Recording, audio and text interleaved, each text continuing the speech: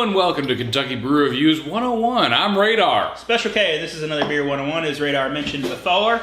Tonight we're going to be talking about Nitro. So what is a Nitro beer? And before we start, the reason we're doing this is because our Budweiser Nitro Reserve video has been getting a lot of hits. Yep. And a lot of people seem to not understand what a Nitro beer is. So I want to make sure people can use this video to understand what a Nitro beer is. I feel like they're stocking the shelves pretty good with the Budweiser Nitro too, which makes it more popular. Beer. But anyway, so tonight we're going to be drinking a Nitro beer. So we have Rogue Chocolate Nitro Stout. So very, very good beer. This is a good choice if you're looking for an introductory Nitro beer and you're not super into beer. So Radar, first and foremost, what is a Nitro?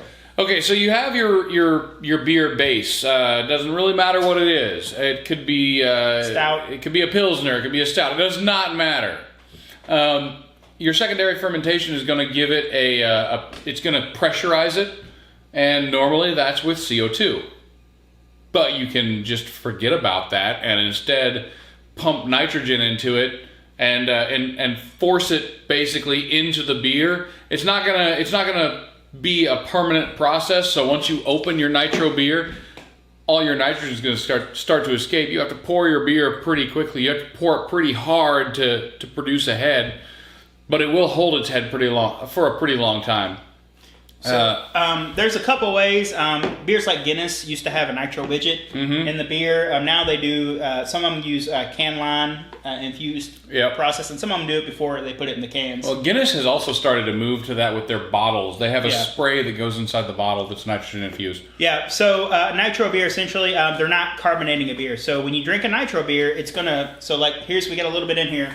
When you pour this beer, we have to pour it very, very hard. Because again, unlike carbonated beer, if we pour it really, really hard, it's carbonated, it's going to foam up heavily. Turn it upside down in your glass. Yeah, but with nitro, you're not going to be doing that. So nitro, like I said, it's infusing the beer with nitrogen. What does this do to the beer exactly? Well, it makes the beer much, much smoother. Now, a lot of people think it comes off as a little flat. It is going to come off a little flat. It does, yeah. But it's less flat and more creamy. I would say it's going to come off more creamy. So the nitrogen makes the beer much more creamy. It's not going to have that carbonation bite on it. It's going to be a completely different texture. That's why I can see Guinness turns a lot of people off, and a lot of people don't understand that about Guinness, that it's a nitro beer. A lot of people really like professional beer tasters don't like this description, but I think it's really helpful. Think of carbonation as like a triangle shape. It's very sharp. It's very pointy. You drink it, and you can feel it like stabbing into your tongue. Nitrogen beer is round. It's gonna it flows over your tongue. It's very smooth, very creamy.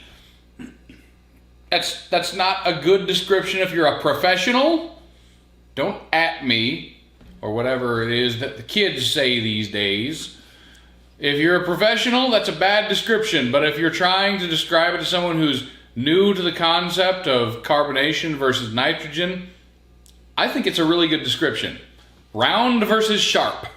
So yeah, nitro it delivers a different experience for beer. And so with the nitro, like if you're not used to drinking a beer that's infused with nitrogen, like I said, it's going to come off flat. It's going to come off weird to you. It takes a few to get used to it. And nitros aren't for everybody. Some people just don't like them. It's true. And some beers should not be made in nitro forms, in my opinion. And someone has tried it, I guarantee. Someone has a beer on the market that is nitro that could not be nitro. Nitro works well with stouts and porters and stuff like that. Occasionally it'll work with a gold lager if it's done properly. Really big, beefy beers. Maybe even a cream ale, but it's not going to work well with like an IPA or a barley wine or... we actually had a fruit.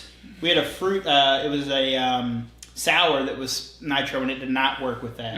The sour and smoothness was an off-putting flavor. Especially like the West Coast IPAs that are like a hop cone in a glass. Yeah. Not a great choice because those two things conflict. The bitter, sharp flavor of a hop just doesn't play real well with the rounded feel of nitro. So now that we've sort of clarified what a nitro is, let's name some examples of some good nitros to try if people are wanting to get into them. Okay. You have Guinness Draft. So it's spelled Draught, but Guinness Draft. This Rogue Chocolate Nitro is really, really good. You could also use the Budweiser Nitro Reserve. That's a good one. Dragon's Milk. Dragon's Milk is a good choice. The current Budweiser Golden. I said that one already. Oh, did you already say that? Yeah. That's a good choice. Yeah, especially if you want a low entry price. You gotta kind of look for them, but there are a bunch out there. Left Hand Nitro Milk Stout. Yeah. That's a good one. They're definitely worth a try, but just keep an open mind when you're drinking them. It's not going to have that carbonation. Yeah. So. If you're used to Busch, you're going to be real confused. I promise you'll be confused, but you'll probably like it too. Yeah, it's a different experience, and these often go good with desserts. So like this with ice cream or something like that. I agree with that. Go well with it. I do. Pot roast, though, they say it goes with pot roast. Yeah, it does say. I can't see it. It does say on the back of this can to pair with pot roast. I don't know if that would. What's the other thing? Aged cheddar. So, but if you guys have any more questions about Nitro, you can leave them in the comments, and we'll try to answer them for you.